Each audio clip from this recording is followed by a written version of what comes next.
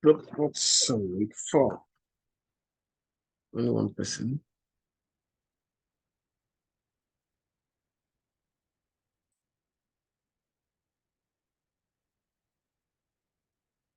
Start session storages.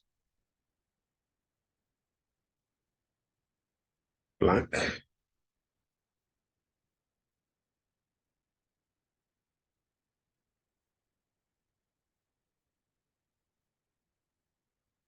Hello, how are you?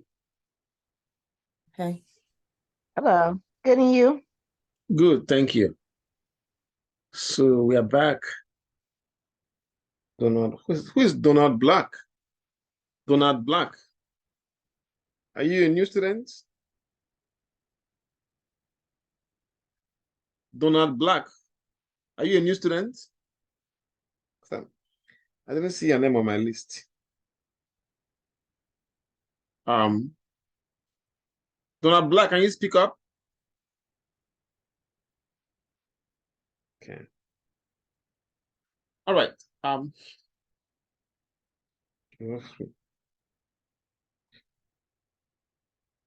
think I have some new students here. Just give me 1 minute. Let me see these names of these students. I think I have new students. Macmillan. Okay, got her. 1, 2, 3, 4. 1, 2, 3, 4, 5, 6. Geoffrey. So Godfrey, right? Godfrey. Yeah. Godfrey, yeah. Were you here last week? No, I was not here. This is my first time. First time, okay. Let me write your name down. Okay. Godfrey.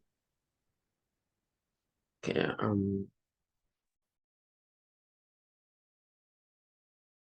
Godfrey. How you say your last name? My last name is Mzuri. Huh? Mzuri. Godfrey Nzori? Mzuri, yeah, Mzuri. Oh. Wait, is it Godfrey or God? I saw, okay. I have a different spelling here. I have Godefroid. Is that the correct spelling for your first name? Yeah, that's Godfrey. Yeah, Godfrey. Godefroid. ID, yeah. Okay, I think I have it here. Let me check it out. All right. Sheba, have your name here. Yeah, I have Sheba here. I still have 2 people. Morrison. Corey. I have Morrison. Yeah, I got her. Then who is Donald Black? Are you a new student? Donald Black, can you speak up?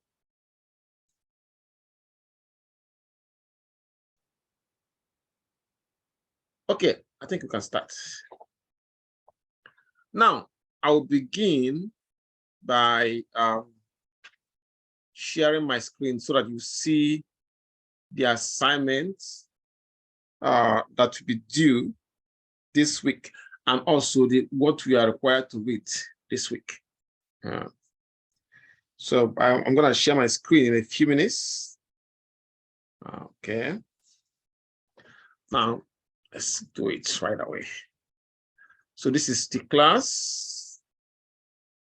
And of course, I start with my announcement. Every week I make this announcement. This is week 4. And I believe you can see my screen. Please, you have to speak up. I don't use text during the class. So students admit all. So the screen showed you the reading for the week, which is chapter 5 of the course textbook. And then also the PowerPoint presentation. Read chapter 5 before you do the homework. It will help you on the homework. Now, next is the textbook, where you can access the textbook. It's a free textbook and it's online. I showed it to you guys through my first week of class. Make sure you're seeing this. And this is where you can access the textbook. Excuse me, not here. Okay, I think it's on the file. Let me see how you view the screen. Make sure that you can see everything. Okay. Oh, the textbook, you can get it from from Connect. The chapters, hit Connect right here. See, if you click on that, it will take you to the website where you can access the chapters. Now, for the assignments for the week 4, you'll be doing homework 4. Just homework 4 is good enough, and they are due on February 5th. Hello, Professor. I have a question. Yes, sir. Yes, about those assignments, I feel like when I'm doing the assignments, it's more than 100 questions. Is it like that or what? Because you know, it's like a concept. When you're doing the assignment, you complete one concept and another. So you feel like you're doing it for forever. Is for one chapter. Each of them is for one chapter, and is a homework, and it also makes you to read part of the book. Like each question, there's a place you click, it will show you the concept that covered that question.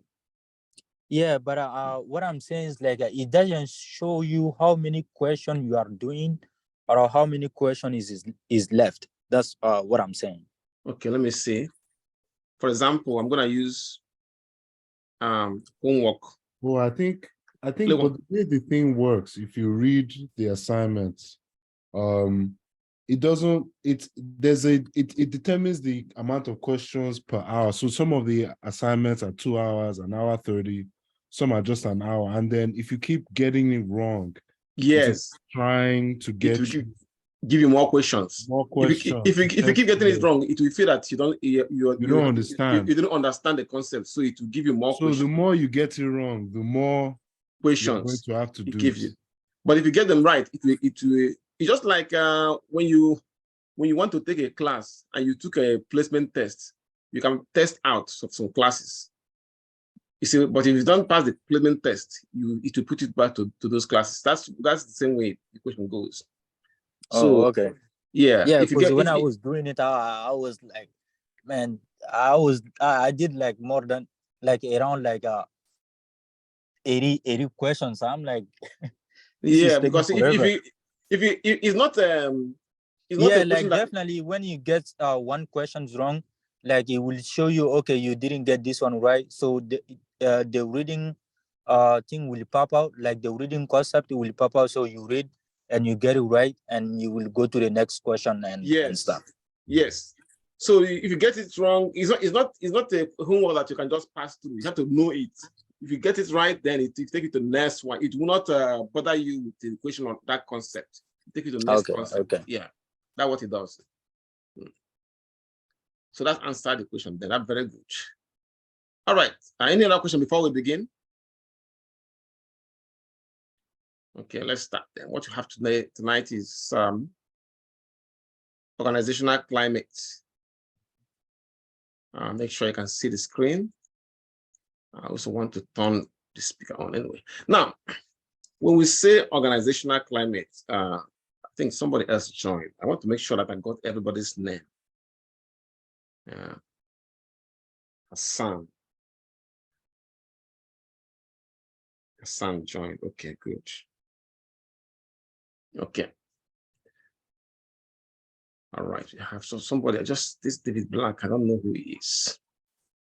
Okay, so when you say organizational climate, what we are referring to is those the way that people feel or the way they experience their workplace. I mean the work environment. So in other words, organizational climate simply means the meanings. It refers to the meanings that people attach to the all the experiences they have at work. So if they have good experience, usually it motivates them to work better. And if they have bad experience, it usually lead to more absenteeism or they might end up not motivated to give their best to the company or the organization that is concerned. There are a few things we need to know about this organizational climate. The first one is that any organization, whether it's a small organization or large organization, they are like small towns or small villages, or large towns, large villages, because they have certain pace and style of working. And also they have unspoken taboos. When I say taboos, I mean something that is prohibited or restricted by social custom. In this case, it can be the organizational custom. You know, there are certain things you can do in an organization that it will become a taboo, like frequent lateness, you know, frequent lateness, or missing work to frequently, or things like having there's some, okay, let me give you an example. There's this college I used to teach before, that was a long time ago. The college forbids preaching and praying or praying within that school, college, within the campuses. So one of the employees, he wasn't really a professor, but he was involved with enrollment admission. And the students, as he enrolled them, as a way of motivating them, he keep quoting biblical verses, and so he was warned, and then later he was warned again. Then next thing they let him go. So that doesn't mean that quoting the biblical verses is wrong. It's not wrong at all. But for this particular organization, college, they don't want it. Now, there are some organizations that don't care really. There are some, most colleges don't care. As a matter of fact, there are some colleges that are faith-based, So these are the things that they are like villages with their own pace and style of working and unspoken taboos. Now, also another thing among the things we need to know about this organizational climate is that organizations have social structures, pecking orders, and patterns of behavior, including habits and folkways, governing things like dress, food, language, and so on and so forth. Of course, you know what a pecking order is. Just something like have to do with rank within that organization. We have the president, we have the CFO, we have the HR manager, then we have the regular floor staff. Now, another one is this: those established way of doing things, which we are called norms and behavior, also govern the use of resources in the organization. Sometimes some organizations will forbid you from bringing your work, using their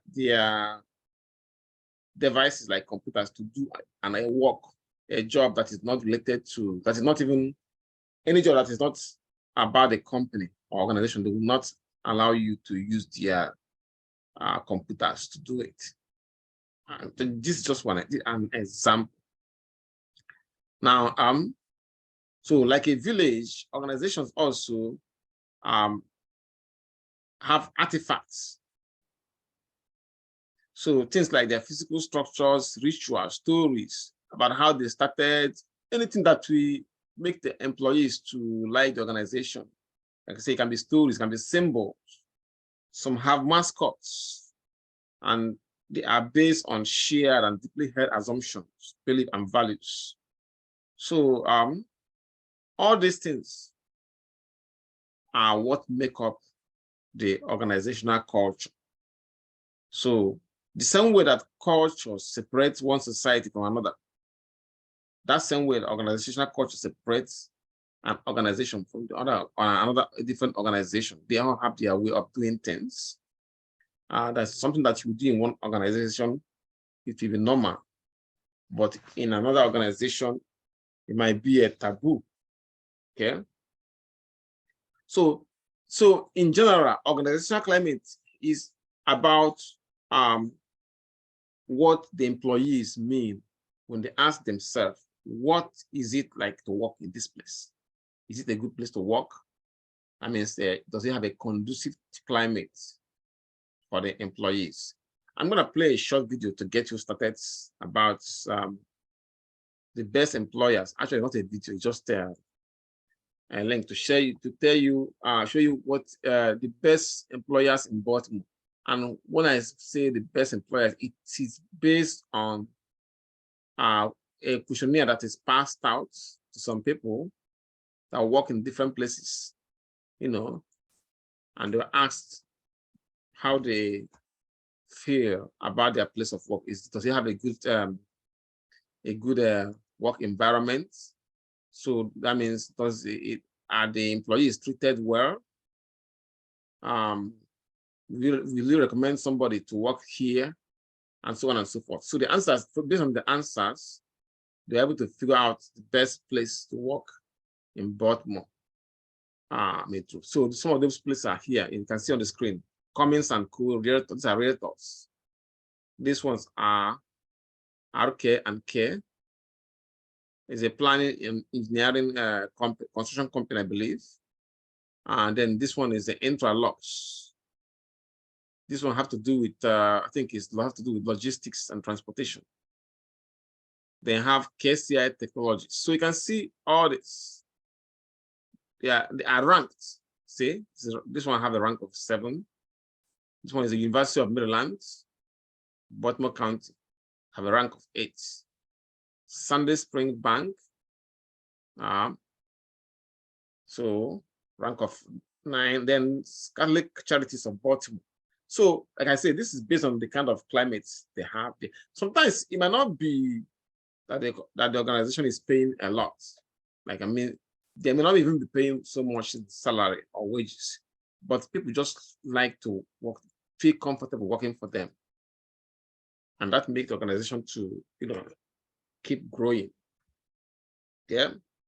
Now there are key dimensions of organizational climate. Yeah, when we talk about organizational climate, we're looking at things like this organizational culture and the psychological climate. Let's look at the culture first. Excuse me. So now, if we are interested in the proper way to behave within the organization, then we are looking at organization's culture. So in other words, organizational culture means the values, those values that are espoused, by management, those values that are shared by most employees in that organization.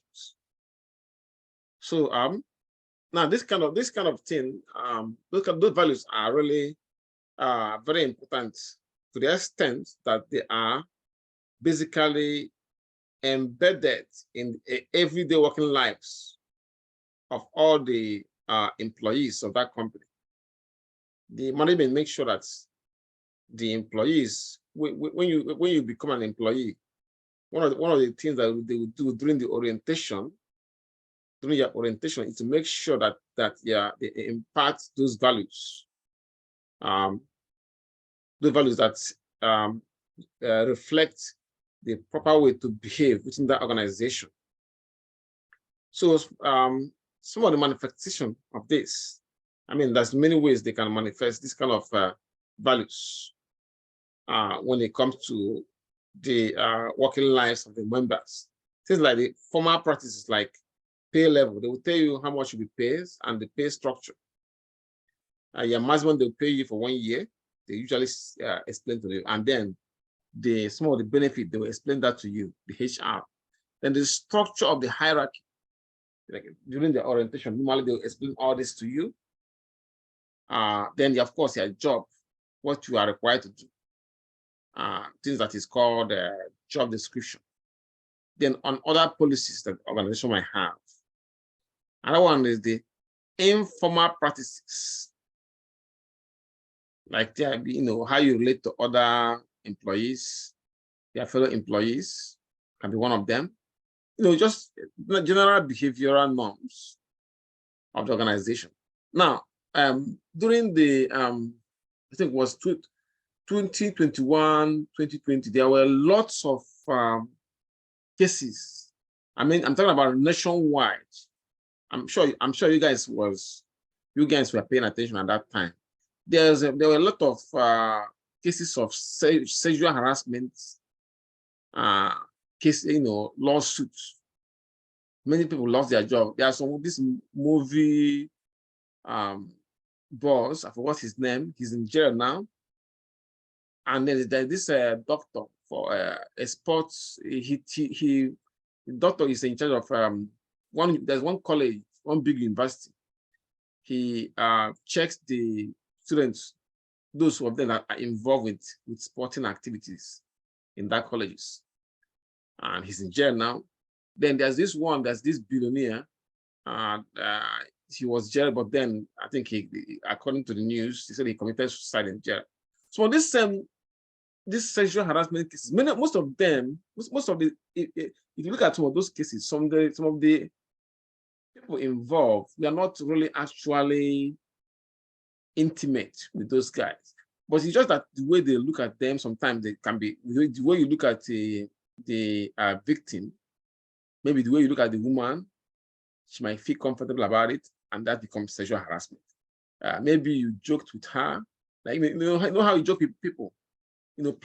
Some people play around. Some people might have some bad intention. There's no doubt, but there are some that are just nice, trying to be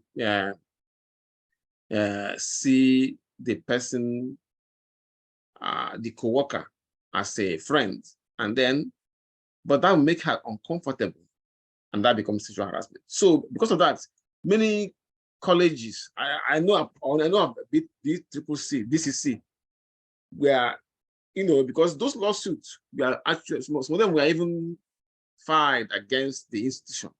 So many organizations started holding sexual harassment training, mandatory sexual harassment training for every employee, especially if you're a new employee. Yeah.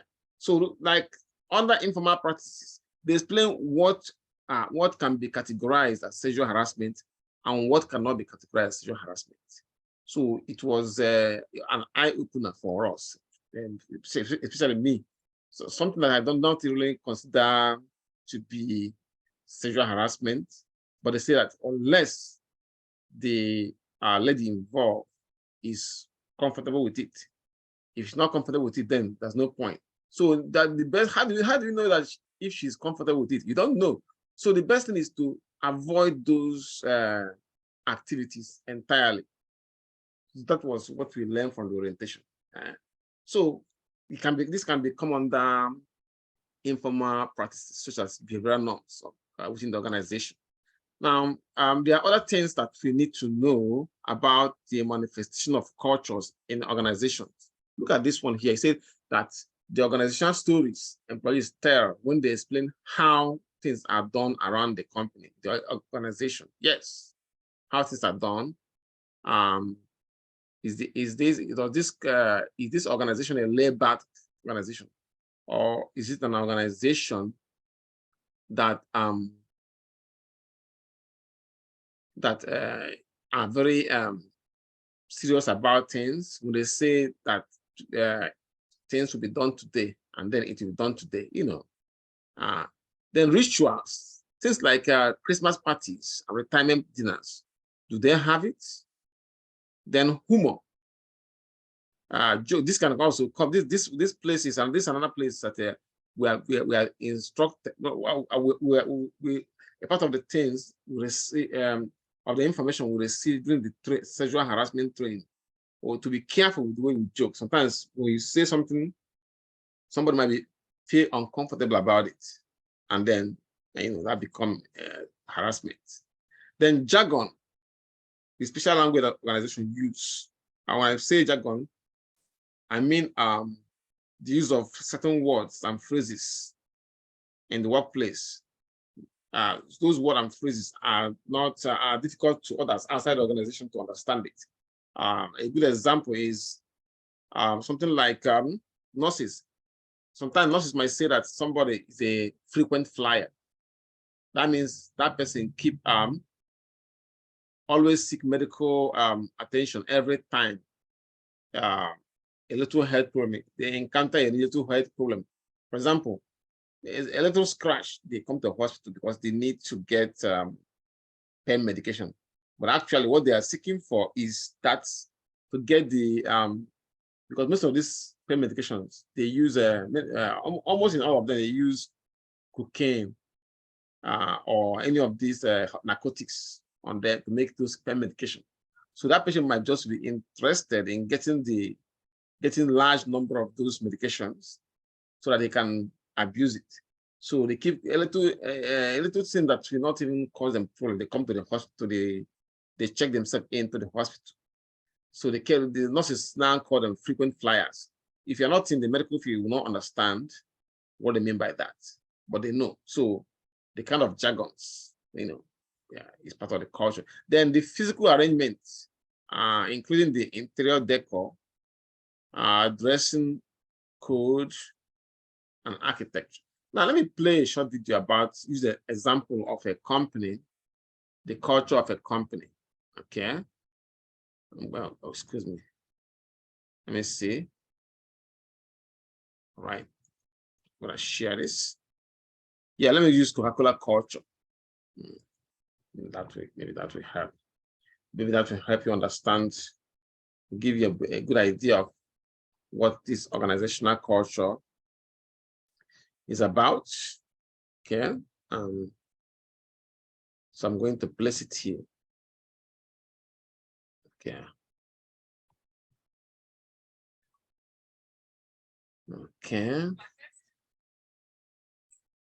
I was really quite nervous because my first day. So can you hear the sound? Yes. It was a little bit daunting, I must say. I was really quite nervous because, I mean, it's Coca-Cola. So I walked in and, put on my professional outfit all ready to go. And I found out that the people here are really just down to earth and I had nothing to worry about. And it's been absolutely amazing since that very first moment. My name's Amy, I'm 28 years old. I work for Coca-Cola South Pacific. I joined the company about 8 months ago. I really enjoy uncovering the best bars and restaurants in Sydney, spending time with my dog, and also looking for some of the best walking tracks that our great city has to offer. When I was really young, I really wanted to be on Broadway and do the whole singing and dancing thing. The appeal of a multinational organisation and having the experience that you can draw upon from different cultures and countries all around the world is really appealing. But particularly with Coca-Cola, that brand is so recognisable and identifiable all around the world. So, it was just something that I really wanted to be a part of. I'm really lucky that my job with Coca-Cola is varied, so no 2 days ever look the same. I can do anything from working with the social media team on crafting messages to our consumers, to working with my manager on responses to media, right down to putting together internal communications from our business unit president. Working in my particular role, I have the opportunity to touch across all different divisions and departments within the Coca-Cola company.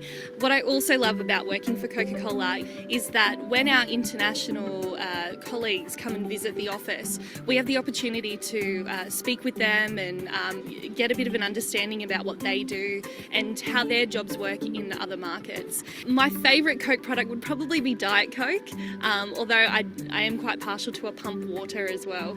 Staying hydrated, I'm quite a fan of that. So you can see that obviously that the culture of this organization is very motivating to this employee. She's really excited to be an employee to work for Coca-Cola. So you can see from the video.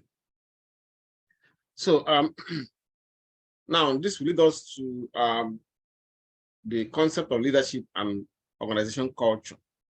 I've already explained what organizational culture is. At this point, who has the role of creating or managing the culture of the organization? Of course, the CEO, the leader, who is considered the leader, and of course, working with the other management team are responsible for creating the organization's culture. They are also responsible for management of that culture to make sure that the employees live by the key tenets of that culture. So now, organization culture fulfills 4 main functions. 4 main functions here. Now, the first one is they provide organizational identity. So now, what I mean by the identity is that they basically help to answer the question, who are we as an organization? Okay, who are we? What are we doing? Are we, who are we to our employees, to our customers, and also to our host community? So now, if it is a company like Coca-Cola that provide that make grocery soda drinks, carbonated drinks.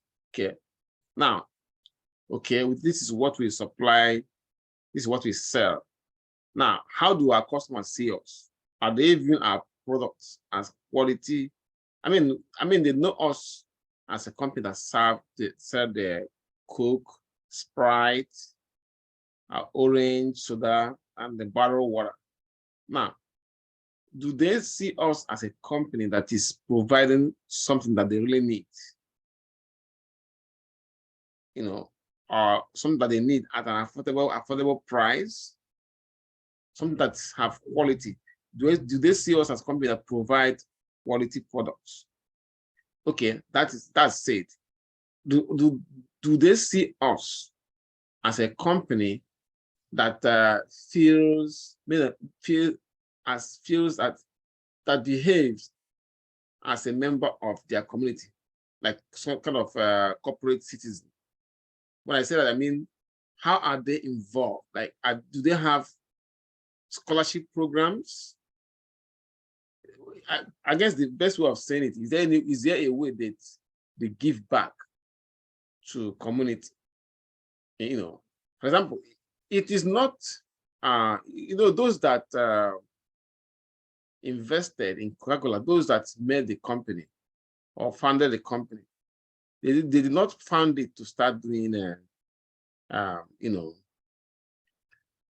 Christmas or it's not a charity organization, but sometimes companies or organizations like to make them people to feel that they are responsible member of their communities. Why? Because when they do certain things that makes the community to like them, it creates a kind of goodwill that will make them to open their wallets and patronize the company.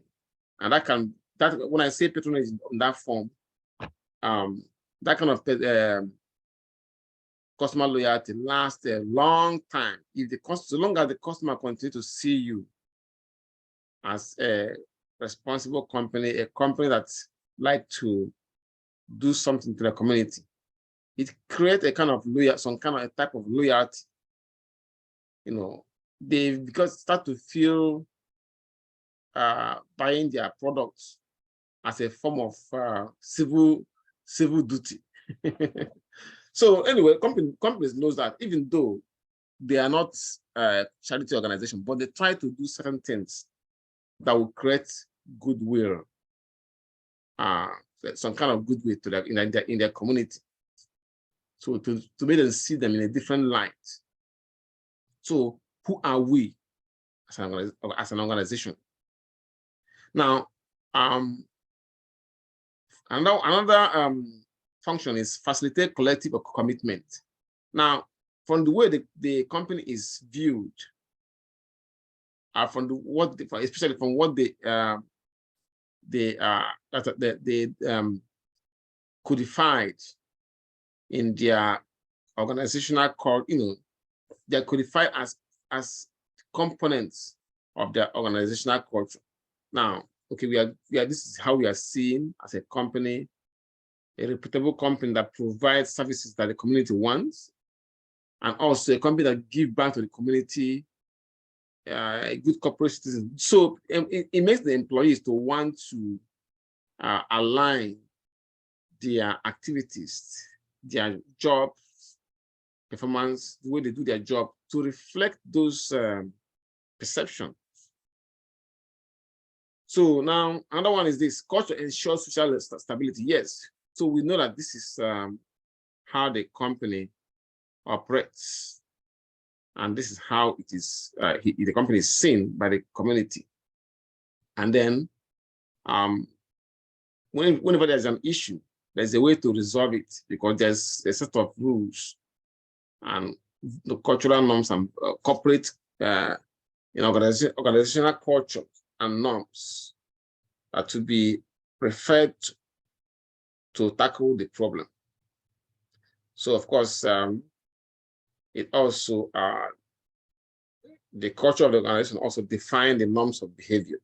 Now, I would love to play this Starbucks video for you. It is playing the Starbucks innovation and customer-centric culture. Starbucks has an organizational culture that is focused on what made the customer to feel excited all the time. So we're going to play it when we come back from a short break, because we have only 2 minutes left. Nothing can be covered really within those 2 minutes. So I'm going to time us out. Remember, when I time us out, wait for 10 minutes, then log back in so that we can continue. Okay? Can you hear me? Yes. Okay, good. Excellent. So I'm going to time us out now. Okay. Don't forget, wait for 10 minutes and then log back in. Okay.